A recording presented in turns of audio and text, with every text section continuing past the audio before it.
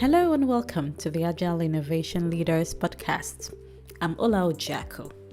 On this podcast, I speak with world-class leaders and doers about themselves and a variety of topics spanning agile, lean innovation, business, leadership, and much more, with actionable takeaways for you, the listener. My guest today is Chris Boeckerman. She is a Vice President of Research and Development with the startup studio for Procter Gamble that partners with entrepreneurs and startups to create new brands and businesses in spaces where the company doesn't play today. Known as a change agent during her 29-year career with Procter Gamble, Chris co-founded P&G's lean innovation movement known as GrowthWorks, and has specialized in developing dynamic teams worldwide to strengthen the company's innovation capabilities. In this episode, Chris talks about herself and gives us a glimpse into the influences that shaped her into who she is today and how she got into Procter & Gamble and developed her career, as well as her experience setting up GrowthWorks within Procter & Gamble. It was a very insightful conversation. I definitely will be listening to this episode again because there were lots of gems and I know that you will find it useful as well. So thank you again for tuning in and for watching. Without further ado, my conversation with Chris. Enjoy. So Chris, thank you so much for making the time to join us on the Agile Innovation Leaders podcast. It is a great honor to have you here. Oh, thank you. Thank you for asking me. It's a wonderful honor to be here. Awesome. Now let's get to know you, Chris. Can you tell us about yourself, your background? Sure. My name is Chris Boeckerman. I work at Procter Gamble. I've been here almost 30 years, which is exciting. But wow. Going back to the beginning, I'm actually born and raised in Cincinnati, Ohio, and I've never left. And it's kind of funny when you're born in Cincinnati, many times you don't leave. I've been prepping my parents from the day I got my job at P&G that I would leave, and I never left. So it's very fun. But yeah, so I'm born and raised. My family is still here. And yeah, I love it. Wow. So you based on what you said, it seemed like you had expectations growing up that you would leave. So what was it about the whole setup that made you ended up not leaving Cincinnati? Yeah, and I don't know that I ever thought I would leave because Cincinnati's a great place and a lot of people I know don't leave. But when I got my job at Procter Gamble, which is a multinational company, I expected that I might have to. But really, no, I went to grade school in Cincinnati and then in high school, and then I ended up going into chemical engineering at the University of Cincinnati. And I co-opted and ended up, getting this great job at P&G. So that's just kind of how it all happened, which is why I ended up staying in Cincinnati. It's a great place. It's a wonderful place to raise a family. I'm married. My husband works full-time at a company called Turner Construction. And I have my oldest child is 21. Wow. And he's at the University of Dayton doing mechanical engineering. And then my daughter is 17 and she's at a local high school here in Cincinnati. So in my family and my husband's family, we met at University of Cincinnati. So I think a lot of those things kind of keep you in place. I can imagine. Well, whilst I didn't grow up in the town, I studied, I also graduated with an engineering degree, but it's electronic engineering degree. And I met my husband in the university as well. But that's about, the parallel. I've moved, I've kind of lived everywhere else in the world. Well, what I'm happy about is I'm so happy that I work at P&G because P&G has introduced the world to me. And so I've been able to travel all over the place. And then it sparked that interest, and my husband and my family have been able to travel. So we definitely, because of P&G, yes. We now know it. But I've just never lived anywhere else. That's all. And there's nothing wrong with that. I mean, you travel when you want to, and I can only imagine, because that's not been my experience. Having family and friends, it makes things easier as a full-time working mother, a family person. Yes. I don't know how you do it otherwise. So I bow to you, to all my friends. It's difficult, but we all figure it out. Exactly. Yeah, exactly. That's great. So what do you do, Chris, when you're not working? What would you say you do to recharge yourself? Well, I am, as you've already found out, I'm very family oriented. And so we are a family of sci-fi lovers. And so we like movies and shows and things like that. We just celebrated my husband's 50th birthday at Disney at Galaxy's Edge. Oh, wow. Happy birthday to him. I know. It was great. We both turned 50 this year, so it's a big year. Oh, wow. But that was fun. We were able to get my son back from college and my daughter, and we were able to spend a fun long weekend there. We love roller coasters. And so we've organized family vacations around roller coasters and getting to roller coasters all over the world. And we all loved golf. And so that's something I picked up later. My husband's a wonderful golfer. And so now we really enjoy that. As the kids have gotten older, I can spend more time golfing along with my full-time career. But yeah, so it's a lot of fun. I really like to be outdoors. I think that's the common theme. I love to read. I love to do, but I love to do it outdoors. So that's my favorite. That sounds very interesting. The first and the only time I tried golf, I was so horrible. I think I gave myself an advisory, just to do it not in public. It's not for everybody. It's not for everybody. Yes. Okay. I also got the when you were talking about yourself that you studied chemical engineering at the University of Cincinnati. What made you choose that discipline, that line of study? Yeah, and that's kind of a funny story. So my parents didn't get to go to college, but I've known since I can remember that I was going to college. So they worked their whole life. I'm blue collar raised. The one thing I can tell you is I work hard. That's what, my parents really instilled that in me. Yeah. And so I really liked chemistry in school, and I was pretty good at math. And so my counselor was like, oh, chemical engineering. My grandpa was actually a chemical engineer. So it was a familiar term, even though I think it's hard to just understand what engineering is by talking to people. But I did some shadowing and I thought, okay, engineering sounds good. And University of Cincinnati was close by, but they invented cooperative education. So this kind of go to school, go to work, it helps pay for your school. And what I didn't even realize at the time is I'm a very practical person. And so University of Cincinnati was the best for me because I didn't always love the theory. I could learn it. Yeah, I got the theory, but I'm an applied learner is what I've learned since then. And so by having a co-op job, I could take the theory, apply it, and then I loved it. And so I got the chance to co-op 6 quarters at P&G and all different parts of the company. So I got to see the company got to see me. It's really how we hire now is through interns and co-ops. But back then it was perfect for me. So I'm so glad I made the choice. Like I said, when your parents don't go to college, I don't think you even realize there's that many opportunities, what all the colleges are. But I got really lucky. And then obviously had to work hard because engineering is extremely difficult. And like I said, I think if I wouldn't have had co-op, I may not have stayed in chemical engineering, but because I had the experience of what I could do with it, I made it through. Well done, you. And it's people like you that pave the way for people, like us women to get more, into engineering as well. So, yeah. So the co-op, was it the University of Cincinnati? Did the university help you with getting the job with P&G as part of the studies? Yeah, it's integrated into a 5-year program at University of Cincinnati. And so you have to co-op to graduate. And therefore, they have a very structured way of introducing you to many companies.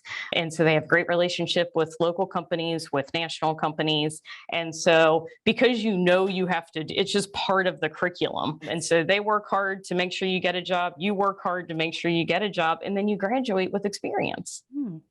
So yeah, I encourage anybody who's going into engineering, even if it's not integrated like it was at UC, to do internships over the summer is a very popular thing to do here in the US. So like my son did internships.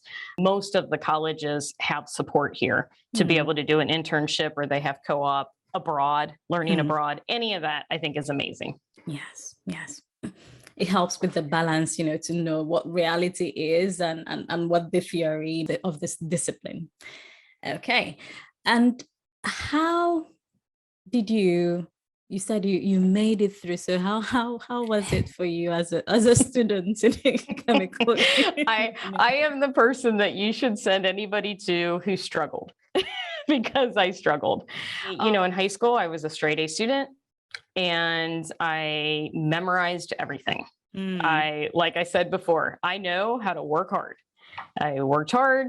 Grades were very important to me, but it was more of a memorization thing in high school. I understood the problem solving up to that point, but then I got into university, and it's just it was a whole nother ball game. One of the things I think I just learned about engineering is in the real world, you never have enough time. You never have enough money to do what you want to do.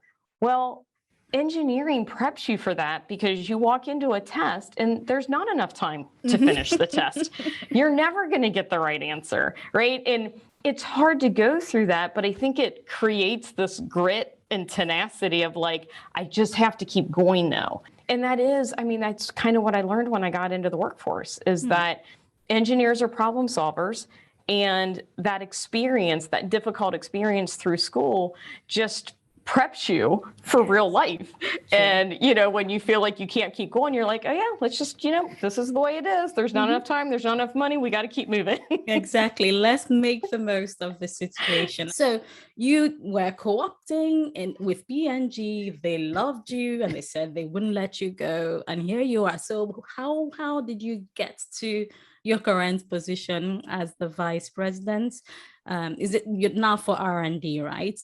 It's right. It's R&D vice president in a part of the company called P&G Ventures, which I can explain. So I'll try to take 30 years and give you the shortened version of it. But yeah, so I started with Procter Gamble and I worked 20 years actually in the part of the business called fabric care.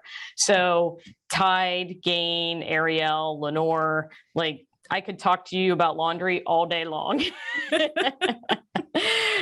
So I worked there for 20 years. I worked upstream, downstream, consumer facing, technical facing, internal, external. If you're going to stay somewhere for 20 years, you better do it all. And it was a wonderful, great experience. I've always lived in Cincinnati, but I've had teams all over the world. And so, getting to know the cultures and how people work and the diversity, it's been amazing. Even the different brands in the different countries was great. And so I did that for 20 years, loved it. But I had this wonderful boss who said, hey, it's time to go try something else. And so I went into corporate R&D and I wasn't sure about it because I come from the business and I have a P&L and know what I'm delivering to the company. Yes. But I really trusted her and she said, this is where you should go. And the minute I met with the leader of that organization, he convinced me because he said, hey, my goal is that we are tailwinds for the business units. So we're not off on the side, but we have the time to look internally and externally at all the best practices. And then we become tailwinds for our businesses who don't have time to do that because they're running the business. And yes. I just loved that vision. And, P&G, our mission, our purpose at P&G is to improve the lives of consumers every day. I always say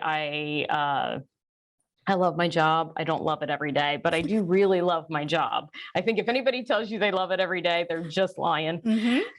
But I really do love my job. And I think it's because my personal mission in life is to nurture and inspire the people in my work, my community, my family. And P&G's mission and purpose is to improve the lives of consumers. Comes together in a great place. And that role in particular in corporate R&D, it all really came together because, I did feel like it was a mission. So when I got into that organization, it was when I like to say Dollar Shave Club had happened to us. Yes, yes. So it was something where we stand for irresistibly superior products, and that is what our business model is made of. And this was a new digital business model, and it was new to the world, and we were trying to figure it out. And so right as I got into this role, the chief technical officer, Kathy Fish, and the chief brand officer kind of came to me and my boss and said, the world is changing really fast, and we need to make sure that we are sustainable in this changing environment. So can you go find out what's happening and figure out how to make sure that we survive, right? How to make sure that we can live in this changing world. And so I was like, wow, that is like a very clear work plan. Yeah. And I have no idea how to do that, right? It was very big. The company's big. It's 100,000 people. Wow. But I did what I do is I just went and started talking to everybody. And as I was talking to everybody, there were two very clear themes that came out. One was fear of failure.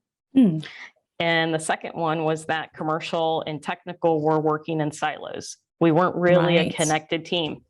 And so we just kind of looked around and said, what other industry or what other space is tackling these two issues in this dynamic world? And it was the startup ecosystem. Yeah. And so we just went to school. I mean, the number of podcasts I listened to is like everything I had to learn. We are lucky enough to be a big company. We were able to get to the likes of like David Kidder from Bionic and Ann Berkowitz and Eric Rees. And I could give you the 5 names of the people that I would go to. But we were lucky enough to get those experts to come in and counsel us, which that's one of the things I'm so proud of us to do is we didn't pretend we knew how to do it. Yeah. And that's one of the advice I would give everybody is don't pretend, go seek external help always, because they're always going to give you a different perspective. But anyway, we just that's how we got into lean innovation. That's how we got into, hey, there is a different way in which we can, learn quickly, learn fast, fail fast. We kind of learned nobody wants to fail, but if you can fail fast and early, then it feels much more like a learning. How fascinating. Why did that happen? If you fail later and expensive, that's bad.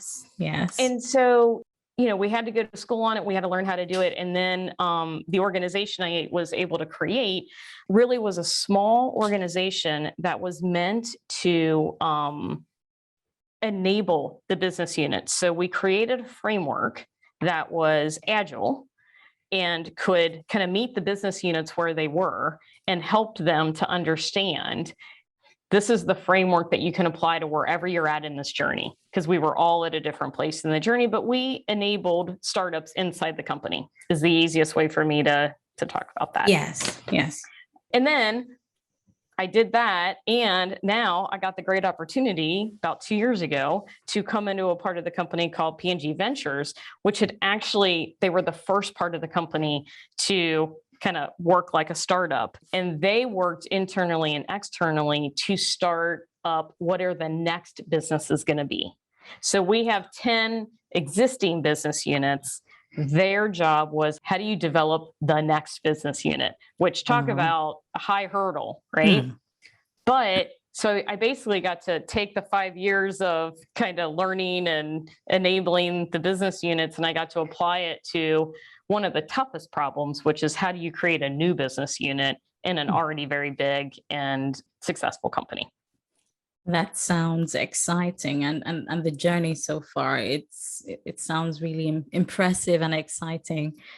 So, given that P&G, already is renowned for research, the extensive research and development, would you say that it's already had you already had that culture where it's okay to fail because not everything in the research would go on to be commercialized and end up on the shelf, or did you have to also change people's mindsets towards failure to know that if you fail fast, it's okay? Was there any, from a leadership perspective, did you need to change anything in terms of people's perception? Yeah, I mean, we really did. And it's still, it's never perfect inside of an organization because it is a large organization. It was more around, though, the speed of learning is what I would say. is the biggest difference was get something out there faster to let people react. So it was almost, and we have a great behavioral learning mindset now as well, but it was earlier back then, right? And so I think what happens is, you have your standard large base qualification tests.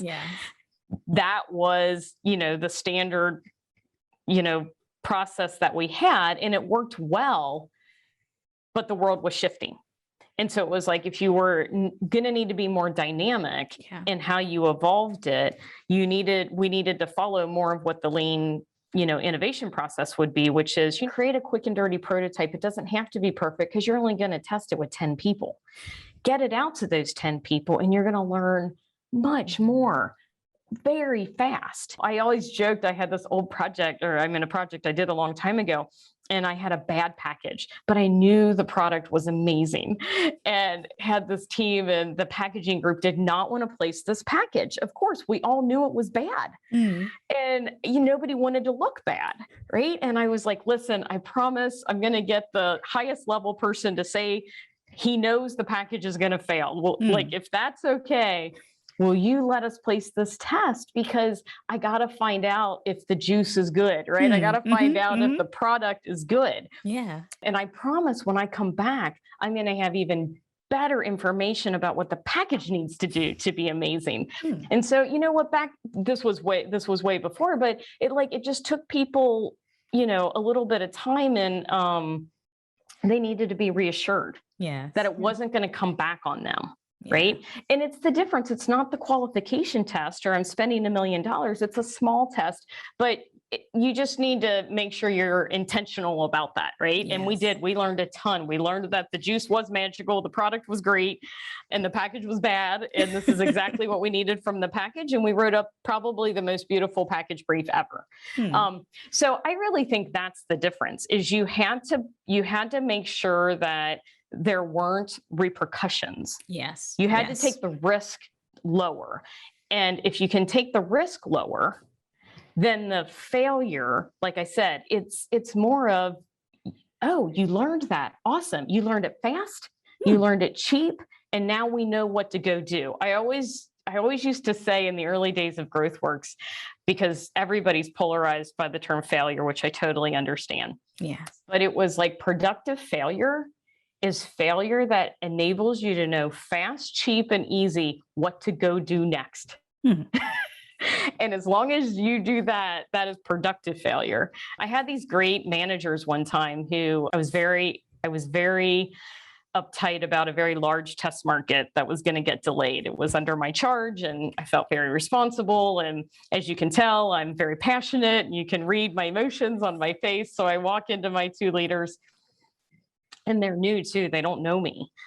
So I don't have a relationship with them, but they can just tell I haven't slept for a week and like things are bad. And, and they kind of looked at me and they said, "Hey, Chris, is this the worst thing that's ever happened to you at work?" And I was like, yeah, like this is a $1 million test market, right? And they're like, "Oh, okay, we're going to talk to you about that tomorrow. Today, we're going to talk to you about things that have gone wrong in our career and what we learned from them." And this was a transformative conversation that my leaders, I'm so thankful, took the time, because when I found out what went wrong in their history, I was like, that's not even close to what, is happening. Put things in perspective, right? They were able to put things in perspective for me, and they were able to help me see, you learn more from your mistakes than your successes. Don't make the same mistake twice, and make your mistakes or do your failures as early and as cheap as possible. And, this was 10 years before I did GrowthWorks, but that stuck with me, and it turned me from a micromanaging crazy person, which is what I was doing at that time, into a learning leader, is what I would say. I learned to then, when things came to me that were surprising, I always try to say, no matter what the data is, I try to say, "Oh, how fascinating. Why do we think that happened?" And it's, like the results are awesome. Great. Fascinating. Why? Why do we think they're great? Like, why do we think that happened? The results are bad. Fascinating. Why? Why do we think that happened? And what we learned is if leaders can approach everything that way, then the team moves into a learning mindset. And you learn a lot faster. It's hard to do. And I don't do it every day. If my team were here with me, they would be like, we're going to remind Chris on Monday about that. So, nobody can do it all the time, but that learning mindset, which is something P&G has, focused on a lot, it makes all the difference in the world of creating a culture in which people can learn fast because everything's fascinating, and you need to understand why you got good data just as much as you need to understand why you got bad data. That's just good science. Yeah, but I love that term, productive failure. I think this is the first time I'm hearing it. So do you get to share your failures, and after experiments, you get to share that with the rest of the organization, or how does that work? Yeah, I mean, we try hard. We actually try hard in P&G Ventures, because anybody who's listening who's done any type of venture, new business building type stuff, you have to shut down more things than you keep going. And it's really hard to shut a program down. And so we really try to celebrate when we stop something as much as we celebrate when we're moving forward. Because Kathy Fish had this, she would say to us, she was our past chief R&D officer when we were doing GrowthWorks. And she was like, it's so important to shut things down, because you need to shut the good things down so that you have people to work on the great things, right? And but I'd say that that's the hardest thing to do. And we just did it this week. And I compliment the team, and it's so exciting to see. It's not all roses all the time. I'm telling you, it's not. This is very hard work. Everybody's job is hard. Yeah. But when you have a team that really does the sprint together to get to the bottom of how big is it? How big's the problem? Does P&G have a unique proprietary gift to solve it?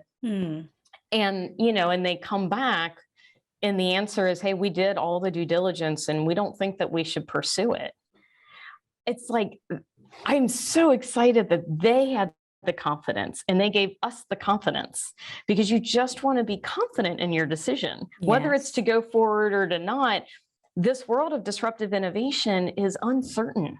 Yes. Right? It is just uncertain. It's hard to live in uncertainty every day. But if you have clarity of, we did the due diligence, and the team, like I always used to say in GrowthWorks, I want the teams to shut the programs down, or the teams to be the ones that are driving it forward. But it's hard. It is hard to create a culture where people can be agile enough to move to different programs. And we are in the learning. We don't have it all figured out, but we've been at it for a while. And so it's just really, it's exciting to be part of this organization at this time to see how far we've come. Wow. So for them, because you said something about clarity in times of uncertainty, and the teams actually come to you and say they've done the due diligence, it doesn't meet the criteria. That suggests to me that you've and you as a leadership team have taken the time to sit down with them to identify what those clear criteria are.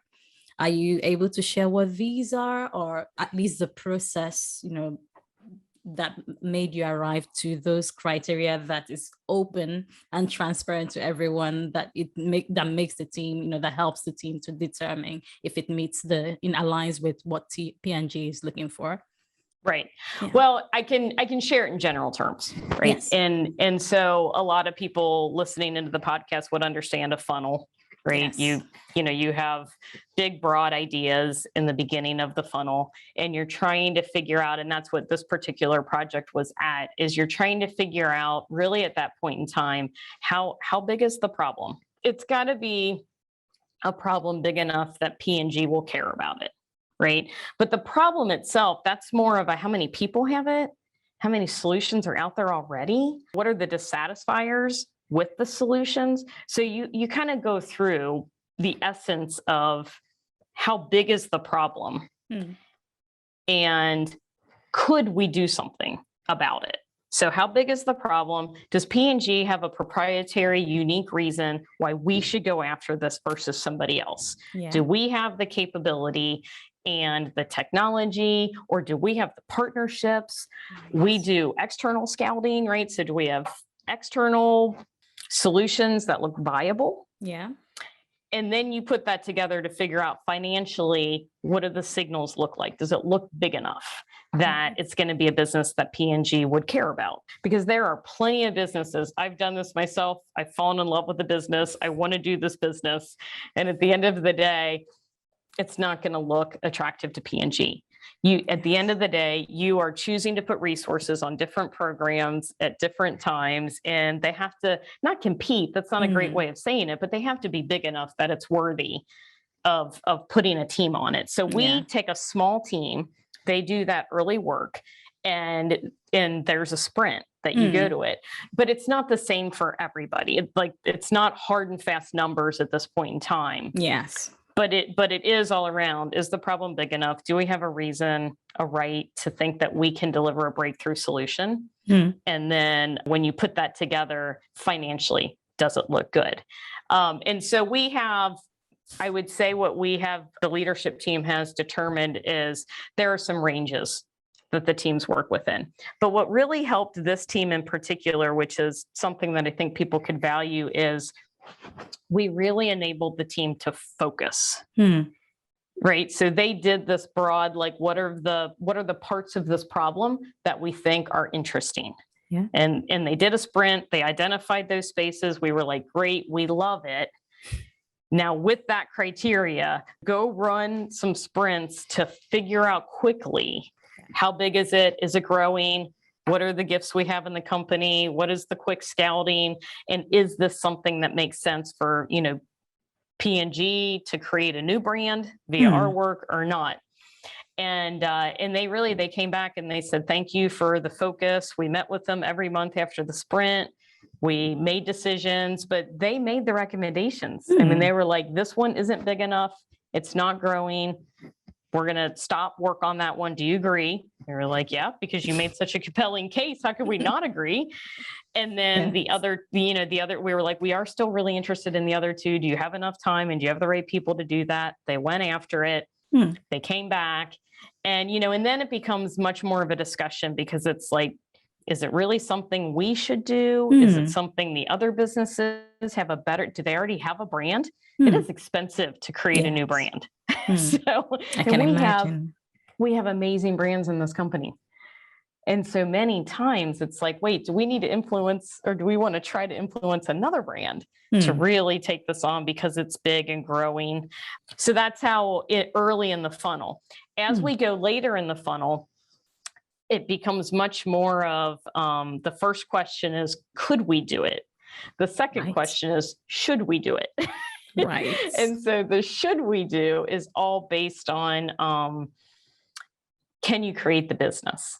Right. So then you really start pulling in all of the business aspects, the full qualification that we tend to do, transactional learning tests, incubations, either in stores or in small markets or in direct to consumer. So you really start to get that behavioral and transactional data that's giving you the signals that this is a business. Janice Frazier, who was also one of these external experts, she would always say, you're ready to scale when you've put the variables together and you know where to pour the money to make it grow. Like, know where the money should be poured to make it grow. If you don't know where to pour the money, you're not ready to scale. And, those are always, and it's complicated. Business is complicated.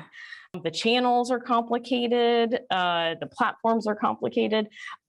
So, that's when you really have to figure out, do I have, should I invest the big money in this? And I think one of the things that you have when you're doing entrepreneurship, you're creating startups inside the company, is you should be able to get through that funnel faster if you can get all those parts to come together. And that's, that's our goal. That's what we're getting to. In P&G Ventures, I mean, we have a new opportunity area around safe and effective insect control. And it's a brand called Zevo, and it's amazing, right? And so it's nice to have a program that has been through those parts and is really kind of in that space now that we can all look to and, say, all right, how are we looking compared to where they were looking at the time? Because it's like that uncertainty and clarity, like you said, it is just uncertain space. You don't know. You can't predict a $1 billion brand. You just can't. No. But what are the things that you can start running after and you can learn fast and you can validate that gives you the signals at all different fidelities and levels to then go, all right, we're going. So anyway, that's the goal. So the listeners might be wondering, especially for those of us who are not so familiar with the intricate, organization, the way P&G is organized. So what's GrowthWorks? And what role did you play in that? Perfect. Well, I ended up being able to be the co-founder of GrowthWorks. And GrowthWorks, in a simple term, is a framework that you can apply to nurture startups inside the company. So we are a big company and we know how to do big programs, right? As we got into this disruptive world and we were being disrupted and, we were looking for how to become agile, it was sort of like we needed to shift how we did our innovation. And so we needed to be able to apply these principles from lean innovation, but in a way that made sense for P&G. Yes. So one of the things we learned, very early on, and everybody would know, is, at the end of the day, our goal is to build a business that we cultivate. We're not trying to sell to somebody. Yes. That's a very different aspect of being a startup. In the startup, you want to get bought, right? But here, we need to create a value-creating business. Right. And it is interesting, during this time is when Mark Pritchard, who's our chief brand officer, really started to talk quite a bit about constructive disruption. And it was really important, and I think it's important for any big company to understand as they're doing this, is our job is always to build categories, to build the industry. We don't ever want to take the industry down.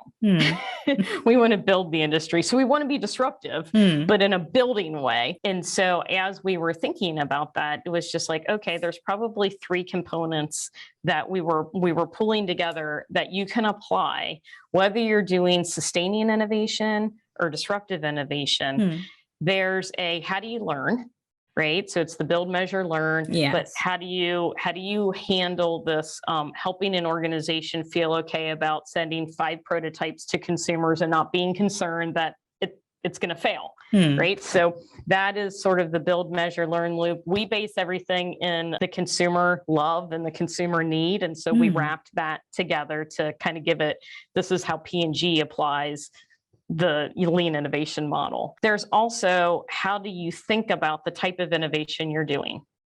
And so, like I said, whether it's sustaining, disruptive, or anything like that, but visualizing that is really important, helping everybody understand what are the new spaces that we're looking at, placing lots of bets in these new spaces and knowing a high percentage is going to fail, right? And so how do you measure progress in this uncertain space? That was a part of the framework as well. And then the last part of the framework was, how do you organize to do this work?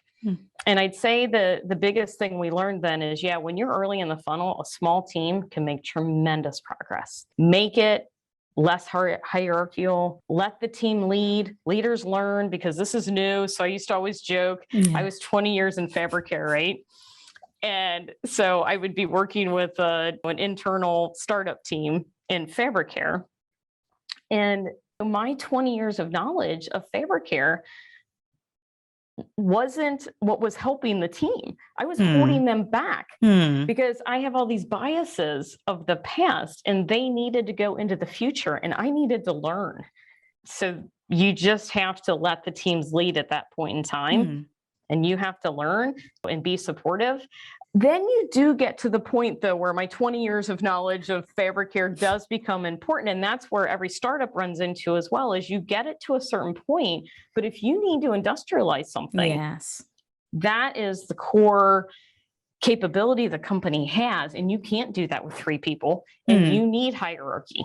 And you need to, so it's like, how do you take the best of both worlds and bring them together? And so that was how we had to figure out how to organize for where you're at and what you need at the time. And then how do you shift that when you need to shift it quickly? And so those were the 3 aspects: how you learn, what is the type of innovation you're going after, and then how do you organize? And that we made it a broad enough framework so that we have 10 business units and P&G Ventures, who were at the tip of the spear of doing this for the company anyway. And we were trying to help the rest of the company. But you wanted to give them that framework. And then no matter what they were working on, could they fit themselves into that framework, or could the framework enable them? And so we started as 2 people in our leader, and I was able to grow that organization to about 25 people across every function of the company, but just a small group. Like, we just had 25 people out of 100,000, right? But each of us were a function in the company, but we were one team across all functions. Right. And so that's how we were able to kind of like be like the Navy SEALs. We could come in and we could help support the business unit for what they were doing. And then the business unit would take it on. That was the only way we could become sustainable, because I never wanted to create a 500-person organization. Yes. Everything I learned about from all my predecessors who've tried this in other companies as well, that just gets to be too heavy, and it doesn't integrate into the entire company because you're reliant on the coaches or the experts, versus our job was eventually, like when we were about 3 years in and we kind of knew what we were doing, when we would come in and help train some part of the organization, we would only do it if they offered up a person that would then take it from us and do the next training. Right. Yes. Yes. And so, then you start to really get into the fiber of the company to really drive the change. And it's not perfect, right? But it really was able to shift how we did our innovation, and the BUs own it, right? The business units own it. That's the only way it's going to be sustainable, if there's ownership from them. Yeah, exactly. And they applied it in different ways. Our beauty care business is very different than our fabric care business. So one size fits all was never going to work. Oh my gosh. Sorry, that was the theme at the conference I spoke at. It was like, no, there's no one size fits all approach. I'm very thankful that I had the support around me, and that the company invested to bring external people in. Right. One of the people I haven't mentioned yet is Maxine Friedman, and she started with Bionic and now has her own work that she does. But she was my partner day in and day out as we were trying to figure out how to make this change. And without having people like that near me, Karen Hershinson's an internal person that was with me. They're the ones that really helped me see it was more than us. And in order to make it more than us, we had to enable others. We had to give it away. Yeah. So first we had to figure out what it was. So don't get me wrong, that was not easy. It took us an entire year of really crazy experiments that the business units did. And we were just learning and running and helping and doing everything that we could, but we were pulling together the learnings. We were strategically figuring out what was working and what wasn't working so that we could land within the first year with this framework. Then once we had the framework, then we had something more intentional that we could work with the business units on. And we showed up for free. So that was the other thing, is when they called, we showed up, right? Yeah. Like nobody paid for us. We were helping them, but then they started to pay with their people, and they became the experts who then moved it forward. And they moved it forward in different ways because the external experts were the ones telling us, we've seen other companies try this. Don't try to mandate. Yes. Don't force fit. Help figure out an agile framework yes. that people can fit for what they need. And to this day, it still exists. I mean, I'm not on it anymore. There's a small team that still is working through it. And, you know, but the businesses own it. They're the ones who really drive it in the way that they need. Wow. I respect your time. I could delve in more. I think, Chris, this is an official invite to have you back sometime, you know, for a sequel to this conversation. I would love it. I would love it. This has been so much fun. I have a ton of passion for this type of work. And our motto in GrowthWorks was unleash people to unleash growth. I do think P&G has the best people. I think everybody thinks that about their company, but I just really, I believe it.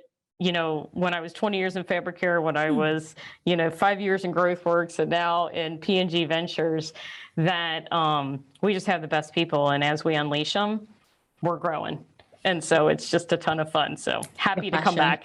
Your passion shines through, and for you to say P&G has its best people. I'm speaking with you. I am left with no doubt about it, because you are a great ambassador for that.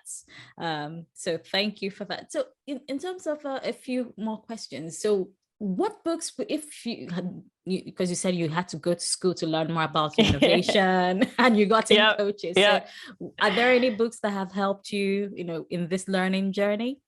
Yeah, there's a group of books just on lean innovation that definitely helped. So the Eric Ries kind of trilogy of books, I would say, is the Lean Startup, the Startup Way, but he also had a small printing of something called the Leader's Guide. Yes. Which I think you can only get on audio now. And Janice Frazier, Eric introduced us to Janice, and she had a lot of that. That really helps you to figure out how to help an organization, how to help leaders to bring this to life. So those were really critical. And then David Kidder from Bionic wrote a book called New to Big. And I would say that's a great synopsis of what they taught us. And so that's a good one to go to. And then there's a Scrum book that I'll have to look it up afterwards to give you the actual, but it's twice the work in half the time. Yes, so that'll be Jeff Sutherland, Scrum, how to do twice the work in half the time. Yes, Dr. Sutherland was my guest a few episodes ago. Yes. It was life-changing for me, not necessarily because I did not become a Scrum Master. We have people inside the company that have done amazing things, but that was the book where he really articulated the questions that we started to ask that helped us with teams lead, leaders learn. So he articulated that leaders, should ask, what did you learn? How do you know? What do you need to learn next? And how can I help you as a leader? And, that simple articulation was really great for us. So those are the ones that I kind of went back to again and again to really figure out how to do lean innovation. I have another book for you just in general. Yes, I just want to share. Please. And that's called 4,000 Weeks.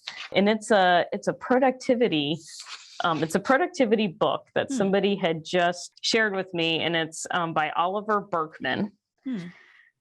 And this I just really like because it's made a big impact in my life right now. If you live to be 80, you live 4,000 weeks.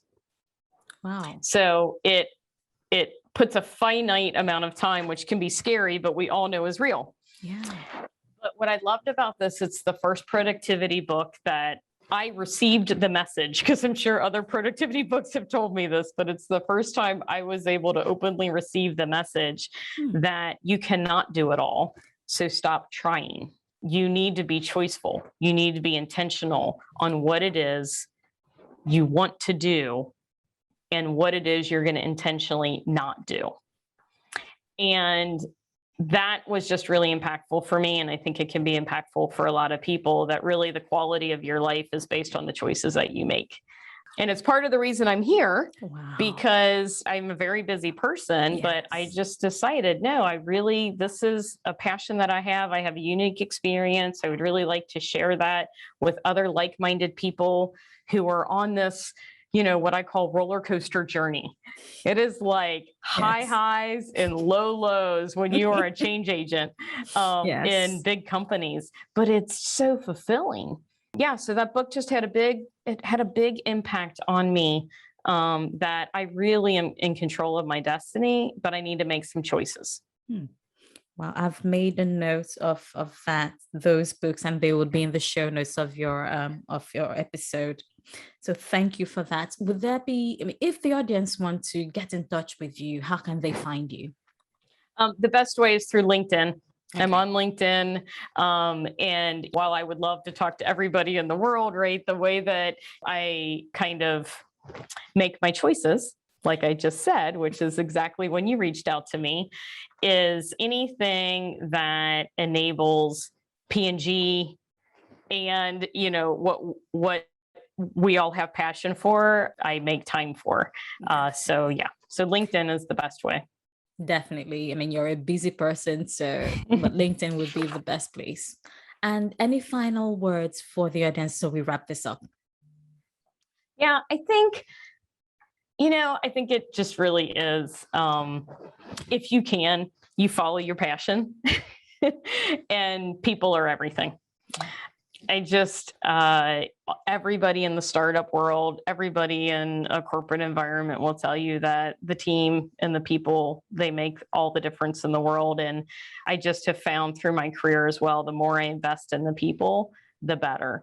And so, if there's a way that you can ever, really drive together your passions, and then the ability to kind of bring an amazing team around you, you can do anything. My favorite quote is, never doubt that a small group of citizens can change the world. It's actually the only thing that ever has. It's by Margaret Mead.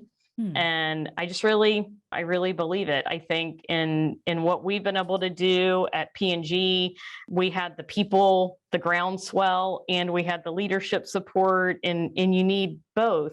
Yes. But it just really starts with a small group of people that have a lot of passion and are amazing. And so that's what I would focus on. Wow.